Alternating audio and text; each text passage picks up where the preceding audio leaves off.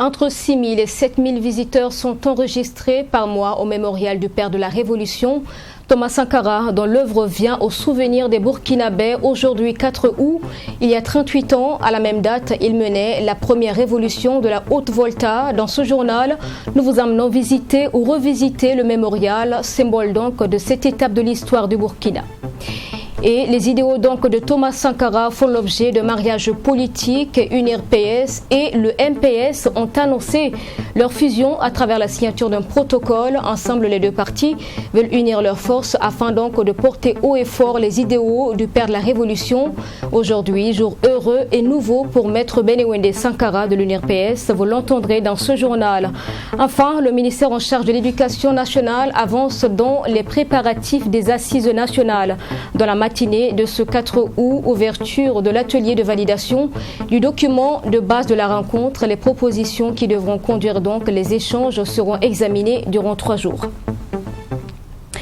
Bonsoir à tous et bienvenue dans ce journal. La date du 4 août est historique pour le Burkina car il y a 38 ans, le pays jadis Haute-Volta vivait sa première révolution dirigée par le capitaine Thomas Sankara, assassiné en 1927 à 34 ans.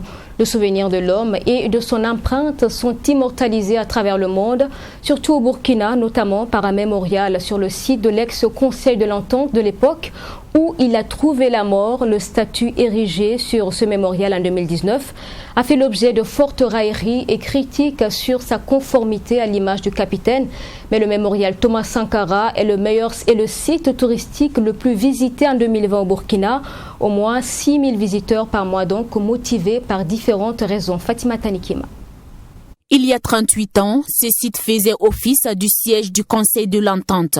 Et un des bâtiments baptisés Burkina servait de siège pour le Conseil national de la Révolution CNR après le coup d'État qui a fait tomber Jean-Baptiste Ouédraogo, ancien président du Burkina Faso, le 4 août 1983. Date qui marque la création du Conseil national de la Révolution par le capitaine Thomas Sankara, le père de la Révolution burkinabé. C'est sur ce même site également qu'est tombé le capitaine Thomas Sankara le 15 octobre 1987.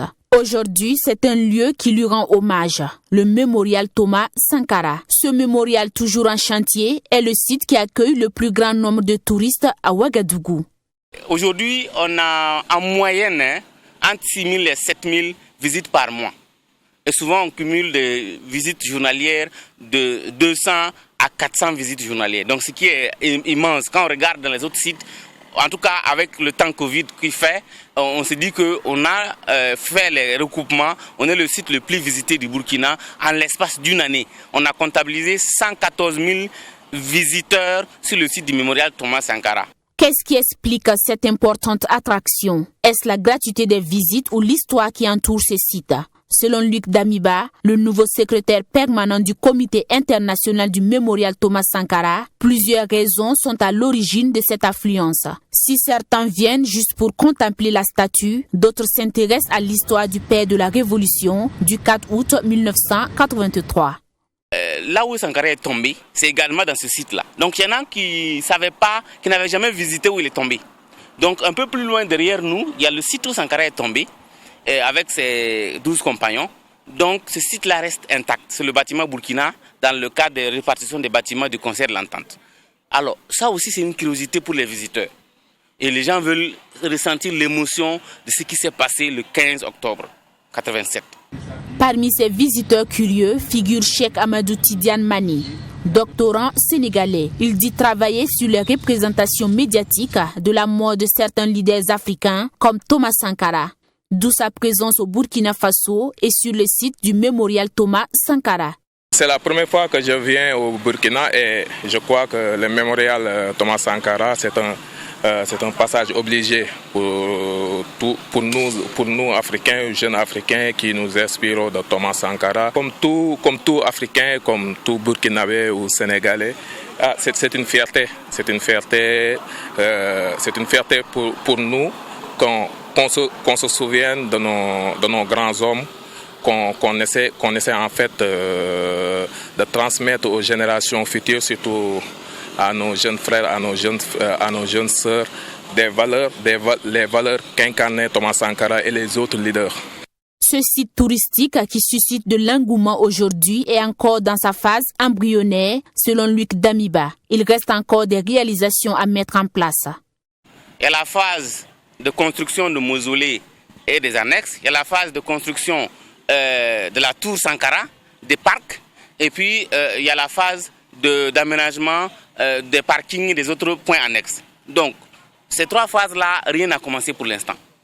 Nous sommes à l'étape 0. Nous sommes d'abord à la structuration de notre organisation et on vient de remettre en place un nouveau bureau. Et c'est à partir de ce moment-là que les choses vont être dessinées de nouveau et nous communiquerons bientôt sur ces questions-là. Et pour aider à la réalisation de ces projets, cette urne, offerte par une bonne volonté, sert de caisse pour collecter des fonds versés volontairement par les visiteurs. Nous retenons que la majorité des touristes du mémorial Thomas Sankara sont des Burkinabés, même s'il est prisé par les étrangers. Selon Luc Damiba, le taux de ces visiteurs étrangers est d'environ 25%. À cette même date du 4 août en 2018, les orphelins bénéficiaires d'une prise en charge de leur formation à Cuba par le président Thomas Sankara avaient planté des arbres, des baobabs, signe du lien qui les unit donc avec le président Thomas Sankara. Pour commémorer le 4 août 2021, ces anciens étudiants de Cuba, appelés donc les enfants de Thomas Sankara, sont repartis sur leur site de plantation qui est aussi un souvenir du commandant en chef Fidel Castro, image avec Sanata Serré. Ce baobab a été planté par l'association des étudiants burkinabés formés à Cuba. Un arbre symbole de bienveillance, de force et de confiance en Afrique. Le choix de cet arbre en hommage de Thomas Sankara selon ses étudiants se justifie par le fait qu'il se caractérise par sa force innée et sa capacité à la réflexion. Ce mercredi 4 août 2021, date d'anniversaire de l'avènement de la révolution démocratique et populaire sous l'égide du capitaine Thomas Sankara, les anciens étudiants burkinabés formés à Cuba prennent les nouvelles de l'arbre mis en terre il y a 3 ans au parc urbain Bangroego. En tant qu'anciens étudiants formés à Cuba, nous sommes là ce matin parce que nous avions planté un arbre, d'ailleurs un baobab, qui exprime ce qui est légendaire. Et cet arbre-là, nous l'avons planté pour notre père spirituel, le capitaine Thomas Sankara, qui est aussi le symbolique de l'arbre au Burkina Faso. Quand on parle de l'arbre, on se réfère à Thomas Sankara. Cette place représente un symbole d'appartenir effectivement au capitaine Thomas Sankara. Parce que comme je l'ai dit, quand on plante un baobab, et quand vous allez dans un village, un vieillard, un sage représente un baobab. À côté, un autre pied de baobab a été mis en terre à la mémoire du commandant en chef du Front révolutionnaire démocratique cubain, Fidel Castro, lui qui a dirigé Cuba de 1959 à 2008. Le chargé d'affaires de l'ambassade de Cuba au Burkina Faso s'est dit honoré par ce geste de reconnaissance de la part des anciens étudiants formés dans le cadre de la coopération bilatérale entre le Burkina Faso et son pays dans les années 80. Aujourd'hui, c'est une journée historique. Et je crois qu'à partir de la relation d'amitié et de solidarité entre le capitaine président Thomas Sankara et le commandant Fidel Castro a commencé une manière d'autres relations entre notre peuple. Je pense que dans 1984, le président Thomas Sankara a décidé de voyager à mon pays, à Cuba. Dans cette journée historique, le commandant Fidel Castro a décidé d'honorer à lui pour l'ordre national José Martí. A reçu ce ordre comme une manifestation claire de notre disposition pour le renforcement des liens entre Cuba et Burkina Faso. Après le site de Bangroego, l'association a poursuivi sa visite sur le site du mémorial Thomas Sankara où elle a également mis en terre des plantes à la mémoire des deux anciens hommes forts du Burkina Faso et de Cuba. Le contingent d'étudiants envoyés à Cuba sous la Révolution était composé de 600 personnes. Un peu plus de 200 ont pu intégrer la fonction publique après leur retour, 275 sont au chômage et 85 sont décédés. Aujourd'hui, les idéaux du père de la Révolution font l'objet d'une fusion entre l'Union pour la Renaissance au Parti sankariste, UNRPS, de Maître Benewende Sankara et le mouvement patriotique pour le salut MPS de Yacouba Isaac Zida. Un mariage politique donc scellé ce matin. À travers la signature d'un protocole d'accord, les deux partis se sont engagés à faire chemin ensemble. Cette union sera définitivement actée à l'issue d'un congrès constitutif. Un comité a également été mis sur pied donc pour conduire les travaux. Michael Toukri. Deux partis d'obédience sankariste, l'UNI-PS représenté par Maître Benewende Sankara et le MPS, Mouvement patriotique pour le salut de Yacouba Isaac Zida, représenté par Rose Drabo, vice-président du parti. Ils signent ce 4 août un protocole de fusion. Tant que les sankaristes comprendront que seuls ils ne représentent rien, mais unis, c'est une force politique capable de créer les conditions d'une véritable alternative. Je dis bien alternative. Donc pour nous, c'est un jour heureux, c'est un jour nouveau, c'est une naissance, c'est une renaissance comme on le veut. Mais en tout cas, cette fusion entre nos deux forces politiques vient sur l'échiquier politique burkinabé comme étant une nouvelle force, donc une renaissance. Ce sont deux formations politiques, membres de la majorité présidentielle, tous issus de la gauche. Ils veulent s'unir en un seul parti afin de renforcer les forces sankaristes pour une alternative au Burkina Faso. Les partis politiques MPS, UNIR, PS, signataires du présent protocole, s'engagent à la fusion de leurs partis pour la création d'un parti politique. Du choix de la forme d'unité. Article 2. Afin de parvenir à la création du nouveau parti, les partis politiques qui sont le MPS et l'UNUR-PS travailleront à réaliser leur fusion. La fusion de l'UNUPS et du MPS aura lieu au cours d'un congrès constitutif. Avant ce congrès, une commission paritaire composée de 10 membres est mise en place pour les travaux de cette fusion. Maître Benewende Stanislas Sankara et Rose Drabo appellent les forces progressistes à les rejoindre afin de faire triompher les idéaux du président Thomas Sankara. Dans la suite de ce journal, mardi dernier, rencontre d'échange entre les membres statuaires du comité de pilotage du PRA2, programme régional d'appui à la décentralisation, dans l'espace UEMOA. Lors de cette rencontre, le bilan de la phase 1 du programme a été présenté. Le programme d'activité 2021 ainsi que le budget annuel ont également été examinés et adoptés. Après la rencontre, le Conseil des collectivités territoriales a été reçu ce mercredi en audience par le président du Faso. Le point avec Maxime Jeune Bambara. Cette rencontre d'échange, il s'est agi pour les membres statutaires de ce premier comité de pilotage du PRA2, programme régional d'appui à la décentralisation dans l'espace UEMOA, de dresser le bilan des activités de la première année du projet et d'adopter le programme et le budget de l'année 2021. À l'issue de cette réunion, le président du Conseil des collectivités territoriales s'est réjoui de la qualité des échanges, jugés francs et fructueux. Ce qui peut se dégager, c'est que ce projet a sa raison d'être. Les populations de ces zones concernées, c'est-à-dire la zone Escabo dans un premier temps, c'est-à-dire la zone comprise entre Sikasso, Korogo et Bobo-Dioulasso, et la volonté des uns et des autres de vouloir étendre ces projets à d'autres zones de l'espace UEMOA. Selon François Albert Amichia, les partenaires au développement ont réaffirmé leur engagement à soutenir les actions du comité de pilotage du programme régional d'appui à la décentralisation. Et il a été également relevé que le FMDV, qui est partenaire du CCT UEMOA depuis 2014, est prêt à susciter d'autres partenaires au développement à venir soutenir les actions du CCT. Car ce domaine concerne pratiquement l'hydraulique villageoise. Ce besoin se fait sentir dans plusieurs régions de l'Union et l'accès aux pistes et la création d'espaces marchands, ce sont des demandes qui sont récurrentes dans notre espace, dans notre Union. Et les collectivités territoriales qui reçoivent des subventions de leurs États, ces subventions ne suffisent pas. Il nous faut faire appel à la communauté internationale et à la participation des populations elles-mêmes. Après cette rencontre, le Conseil des collectivités territoriales, conduit par son président, a été reçu en audience ce mercredi 4 août au palais de Kosiam.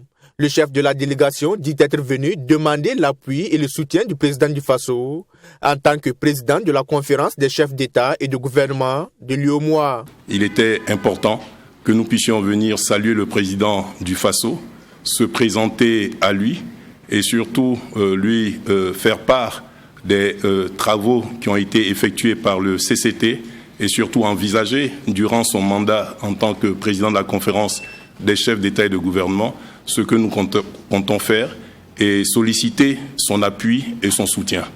Je peux vous dire qu'il nous a rassurés de son appui et il nous a rassurés de son accompagnement institutionnel, de son accompagnement politique et de son accompagnement dans les œuvres de décentralisation dans les 8 États que compose l'UEMOA. Le PRA 2 vise à permettre aux collectivités territoriales de l'espace UEMOA de disposer des moyens pour concevoir, mettre en œuvre et évaluer leurs politiques publiques, améliorer l'accès aux services et aux infrastructures fiables aux populations, favoriser le développement économique local et l'intégration régionale. Le coût global du programme est estimé à 655 millions de francs CFA, avec une durée de mise en œuvre de 2 ans. Et nous restons à la présidence. Le représentant résident du Fonds des Nations Unies pour la population UNFPA au Burkina a fait le point au président du Faso du 8e programme de coopération du Fonds avec le Burkina pour Auguste Pognon, qui apprécie la collaboration avec les institutions burkinabais. Il était aussi question des préparatifs du prochain programme. Je vous propose d'écouter l'invité à sa sortie d'audience. Aujourd'hui, j'ai eu l'immense honneur et le privilège de rencontrer son Excellence, le président de la République du Burkina Faso. C'était l'occasion pour nous de pouvoir faire le point de nos activités, en particulier de notre 8e programme de coopération avec le Burkina Faso, et de discuter des préparatifs pour le 9e programme. Nous lui avons donc demandé quelles étaient ses orientations de manière large pour que nous puissions être le plus pragmatiques et le plus cohérent possible et avoir le plus d'impact possible dans les prochaines 5 années. Alors, j'ai pu exprimer à son Excellence, Monsieur le Président de la République, ma grande satisfaction pour l'excellente coopération que nous avons avec les différents départements, que ce soit le ministère de l'Économie, le ministère de la Santé, le ministère de la Femme, le ministère de l'Éducation nationale, et j'ai réitéré donc notre total engagement pour que cette belle collaboration continue et puisse même se développer. En question dans ce journal, les préparatifs des prochaines assises nationales sur l'éducation. L'heure est à la validation du document de base de cette rencontre. À cet effet, un atelier de 72 heures ouvert aujourd'hui. Les membres du comité technique national vont examiner et procéder donc à la validation du document de base qui servira de guide pour la tenue de ces assises régionales et nationales sur l'éducation. On en parle avec Mamétri Anakamabou. Composé de plus de 200 membres, ce comité technique national va au cours de cet atelier examiner, réviser et valider le document qui va servir de document de base pour l'organisation des assises régionales et nationales. Ce sont les documents de travail qui sont en train d'être préparés, mais on a souhaité effectivement que cela soit suffisamment participatif, de façon à ce qu'on ait des documents suffisamment bien élaborés qui vont favoriser des échanges et qui vont favoriser certainement des prises de décision, des recommandations. Donc dans les documents de base, nous avons donc fait l'historique des différentes formes depuis 1960 à nos jours, donc les différentes assises, les états généraux qui ont eu lieu, et puis nous avons aussi présenté donc les difficultés de mise en œuvre, ce qui a pu se faire, ce qui n'a pas pu se faire. Et donc, c'est ces éléments-là que nous préparons. Il y a des questionnements liés à un certain nombre de difficultés, comme cela a été dit. L'éducation occupe une place fondamentale dans les stratégies de développement d'un pays. Ce document final va donc apporter des réponses efficaces en développant des initiatives novatrices pour une éducation de qualité. Dans le document de base aussi, nous avons fait des propositions, ça va être examiné. J'étais dans le comité technique de rédaction du burkinabé type qu'on souhaite avoir à la fin d'une formation, à la fin d'un système d'éducation. Et maintenant, qu'est-ce qu'il faut pour avoir ce burkinabé? Il y a des propositions aussi qui ont été faites, mais ce n'est que des propositions. Et le comité technique national aussi fera des propositions, soit entérinera ces propositions qui vont devenir des propositions du comité technique national. Maintenant, ce sont les conclusions des assises nationales qui vont permettre de dire voilà ce qui est arrêté. La tenue des assises nationales sur le système éducatif, selon le chef du gouvernement, révèle d'une prise de conscience aiguë de l'ampleur des difficultés aux dimensions multiples, ainsi que la nécessité d'y apporter des réponses idoines et urgentes. Cette activité procède donc d'une dynamique de l'évolution de notre société et de la vision qu'elle veut donner à son système éducatif. La société elle-même évoluant, l'éducation doit répondre aux besoins de notre pays et s'inscrire sans cesse dans une dynamique de progrès.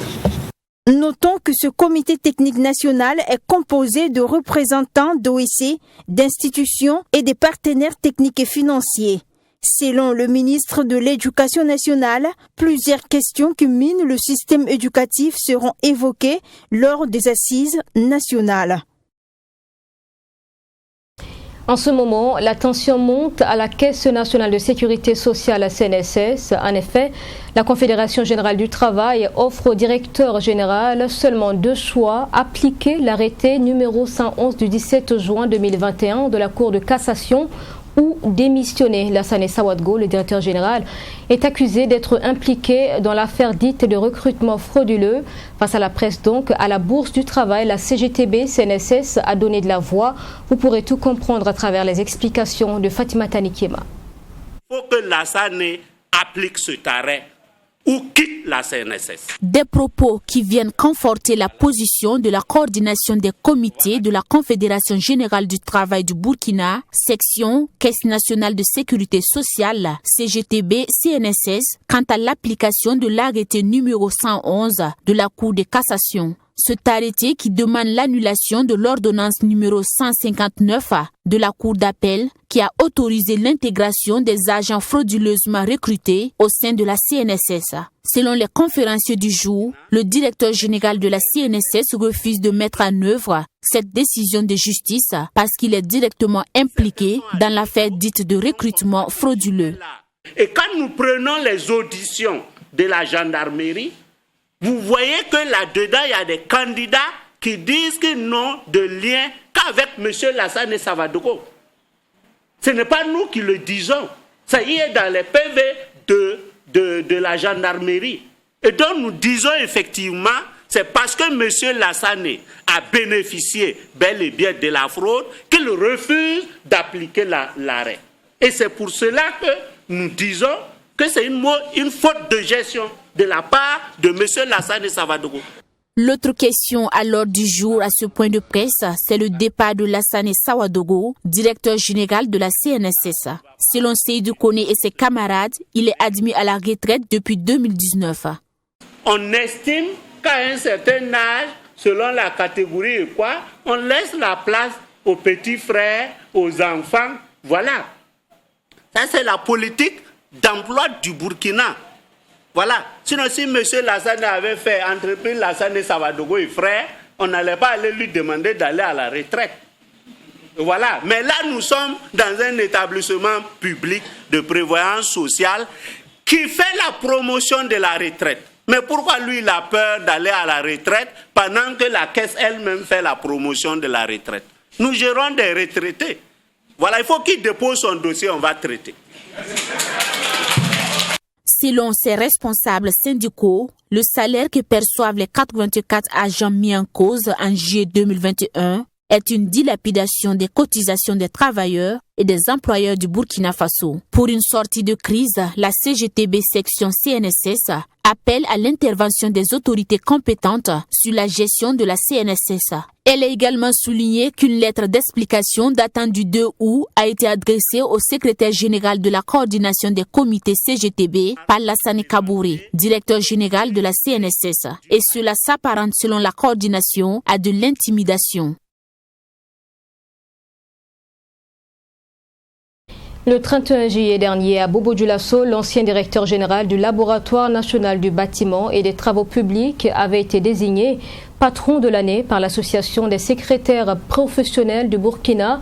Cette reconnaissance est accompagnée d'un prix, un trophée notamment, qui lui a été remis ce matin à Ouagadougou. Cérémonie avec Ami Valiant et Nelly Tapsoba. Comme chaque année, la coutume a été une fois de plus respectée au sein de l'Association professionnelle des secrétaires du Burkina. Pour l'année 2020, c'est l'ancien directeur général du Laboratoire national du bâtiment et des travaux publics, Daouda Zongo, qui a été désigné par l'association comme patron de l'année lors de la commémoration des 30 ans de l'association tenue le 31 juillet dernier à Bobo-Dioulasso. Le patron de l'année, qui est entré en possession de son prix ce 4 août, a exprimé toute sa joie et sa reconnaissance. Donc c'est naturellement un sentiment de joie.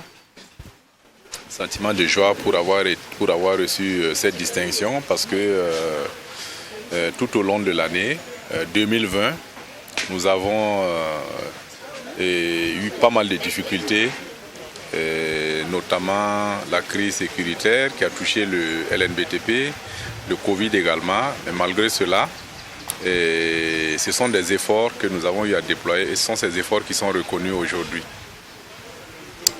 Donc c'est un sentiment de joie, mais aussi une gratitude que j'ai voulu en tout cas exprimer non seulement à l'APSB et à l'ensemble des secrétaires du LNBTP qui m'ont accompagné pendant ces 4 années passées au LNBTP. Pour la présidente nationale de l'Association professionnelle des secrétaires du Burkina, cette distinction est une manière pour l'association de rendre un vibrant hommage à l'ancien directeur général qui les a toujours soutenus par son travail. En effet, chaque année, la PSB décerne un prix au patron qui s'est illustré à travers nos différents critères, tels que la promotion des secrétaires, la formation, l'appui à la fêtière. Et c'est à partir de cela que nous avons constaté, nous avons reçu les documents de l'amicale des secrétaires du LMBTP qui nous a montré les actions du DG à l'endroit des secrétaires. Et lors de notre trentenaire, nous avons commémoré notre trentenaire à Bobo-Dioulasso.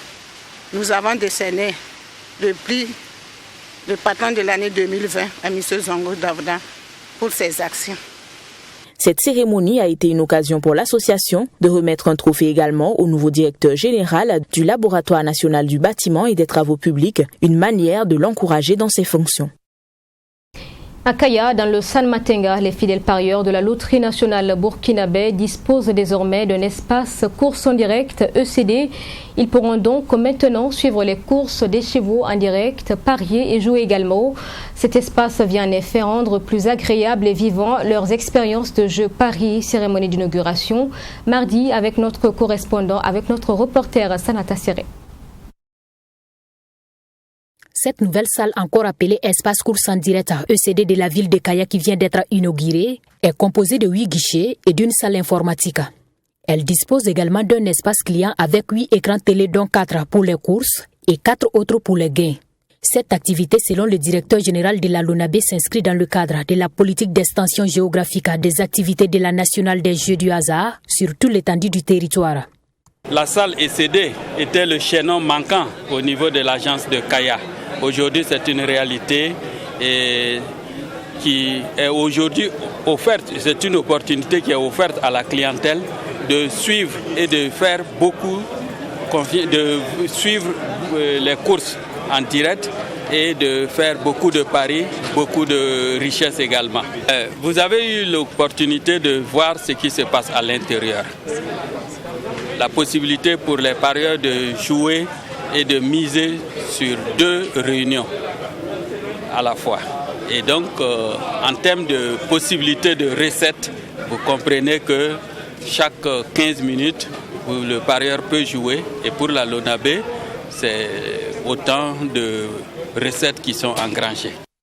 À travers cette salle ECD, la Lonabé entend mettre les paris hippiques à la disposition de sa clientèle de la ville de Kaya. Un espace course en direct qui vient non seulement répondre à la demande des parieurs de cette localité, mais aussi permettre à la direction régionale du centre de la Lonabé d'améliorer ses performances commerciales.